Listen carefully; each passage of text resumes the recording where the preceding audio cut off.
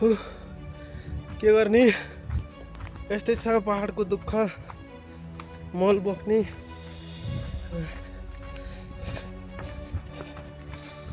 मल नबोकी खेती हुँदैन खेती नगरी खाना पुग्दैन खानाको लागि दुःख गर्नुपर्छ है त्यही भएर डोको भरिभरि कुखुराको मल भैँसीको मल बाख्राको मल गाई बस्तु टन्न फाटिन्छ पहाडमा अनि घाँस दाउरालाई चाहिँ खासै दुःख छैन अर्ग्यानिक मल हालिन्छ युरिया हालिन्न यस्तो भिरालो ठाउँ हो यस्तो भिरालो ठाउँमा पनि यसरी मल बोकिन्छ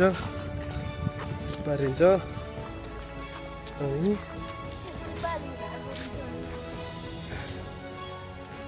अर्ग्यानिक बोकिन्छ अर्ग्यानिक खाइन्छ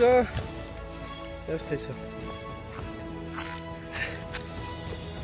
यसरी हो क्या मल फाल्ने तर झन्डै मन्टो पाङ्गो भएन र भयो मल यस्तरी थुपारिन्छ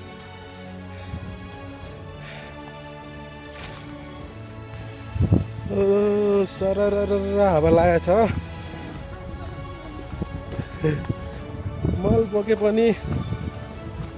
हावाले थकाएको महसुस हुँदैन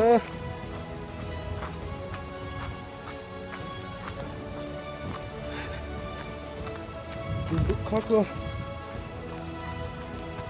पछि जस्तो खाए पनि खाना एकदमै मिठो हुन्छ के पर्यो भनेको केही परेर जान्छ